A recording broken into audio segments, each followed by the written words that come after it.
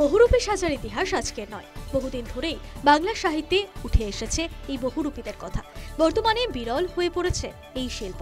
মেলা ও গ্রামীণ নানা উৎসবে এখনো দেখা মেলে ওদের। আর্থিক অনটনের মধ্যে দাঁড়িয়েও শিল্পীরা চেষ্টা করে যান মানুষকে আনন্দ দিতে। এমনই দৃশ্য দেখা গেল গঙ্গাসাগরের কপিলমুনি আশ্রম প্রাঙ্গণে। এবছর এখানে পুণ্যার্থীদের আশীর্বাদ এবং দর্শন দেওয়ার অপেক্ষায় রয়েছে মা কালী। নবদ্বীপের বাসিন্দা শান্তি গোস্বামী তারাপীঠের মা কালীর বহুরূপী সাজে সেজে আশীর্বাদ করছেন ভক্তদের। মেলা শুরু হয়েছে কয়েকদিন আগে। দেশের বিভিন্ন প্রান্ত থেকে প্রচুর ভক্ত এখানে ভিড় করেছেন। কিছু মানুষ এই বহুরূপীর সঙ্গে তুলছেন দেদার ছবি, দিচ্ছেন প্রণামীও। কালীরূপী শান্তি গোস্বামী জানালেন তার জীবন সংগ্রামের নানান কথা। তবে ঘটনা যাই হোক, গঙ্গাসাগরে গিয়ে কপিলমুনি দর্শনের পাশাপাশি মা কালীরও দর্শন মিলেছে পুণ্যার্থীদের।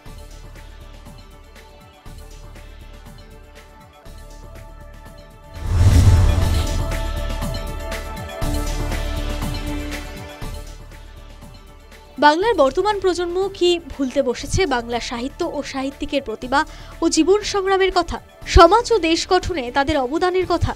ভুলতে না দেওয়ার শপথ নিয়ে কয়েক বছর আগে প্রতিষ্ঠা হয়েছিল স্বপন বুড়ো স্মৃতিরক্ষা সমিতি। বিশিষ্ট শিশু সাহিত্যিক অখিল বন্ধু নিয়োগী, যিনি পাঠক সমাজে পরিচিত স্বপন বুড়ো নামে, তারই নানা কাজ সংরক্ষণ ও পাঠকের কাছে তুলে ধরার লক্ষ্যে প্রতিষ্ঠিত হয়েছিল এই সংস্থাটি।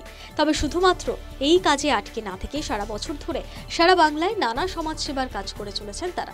কখনো বিপর্যয় মোকাবিলার প্রশিক্ষণ, স্বাস্থ্য পরীক্ষা শিবির, কখনো বা বৃদ্ধাশ্রমে গিয়ে প্রবীণ মানুষদের সঙ্গে সময় কাটানো। এই দৃশ্যটি উত্তর কলকাতার বাগবাজার অঞ্চলের। এখানে সংস্থার পক্ষ থেকে দুস্থ প্রায় 60 জনের বেশি মানুষের হাতে শীত বস্ত্র তুলে দেওয়া হয়। এমন কনকনে ঠান্ডায় এই উপহার পেয়ে খুশি প্রবীণ মানুষজন।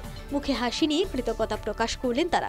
স্বপন বুড়ো স্মৃতিরক্ষা সমিতির মহানগর সমন্বয়ের সভাপতি সবুসাচী চৌধুরী জানালেন, আগামী দিনে সারা বাংলা জুড়ে নানান পরিকল্পনার কথা।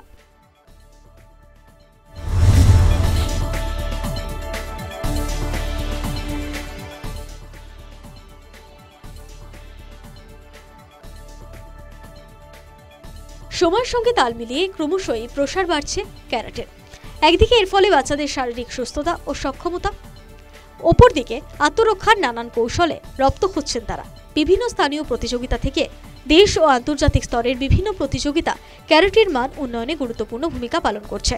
অন্যান্য খেলায় বাণিজ্যিক সহায়তায় বিভিন্ন লিগ যেমন শুরু হয়েছে, তেমনি এই ইভেন্টও ক্রীড়াপ্রেমীদের কাছে আকর্ষণীয় বিষয় হয়ে উঠছে। প্রবেশ মার্শাল আর্ট একাডেমি অফ ইন্ডিয়ার পরিচালনায় এদিন টাকিতে তৃতীয় জাতীয় ওপেন ক্যারাটে চ্যাম্পিয়নশিপের আসর বসেছিল। বিভিন্ন রাজ্য থেকে প্রায় 400 শিক্ষার্থী এখানে অংশগ্রহণ করে। ঢাকার এসএল গার্লস হাই স্কুলে এই প্রতিযোগিতার আয়োজন করা হয়। আগামী দিনে এই আসর থেকে আন্তর্জাতিক আসরে নাম উজ্জ্বল করবে কেউ কেউ, আশায় আয়োজকরা।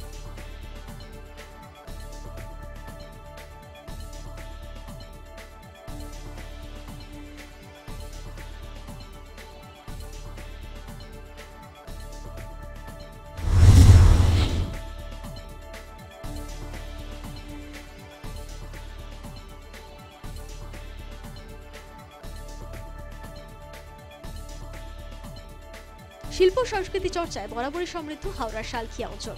এই অঞ্চলে আছে বেশ কিছু নাটক ও গান আবৃত্তির সংস্থা। সারা বছর ধরেই নানান অনুষ্ঠান করে তারা।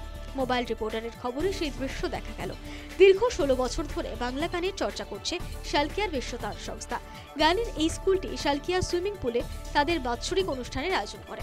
এদিন প্রায় 100 জন শিল্পীকে পুরস্কৃত করা হয়। অনুষ্ঠানে উপস্থিত ছিলেন বিশিষ্ট অতিথিরা। অনুষ্ঠানে ভিড় করেন অভিভাবকরা। শীতের এই সন্ধ্যায় ভরে ওঠে শিল্পীদের সুরালা কণ্ঠে। সমগ্র অনুষ্ঠানটি পরিচালনা করেন সংযুক্তা দে ও সমীর ঘোষ।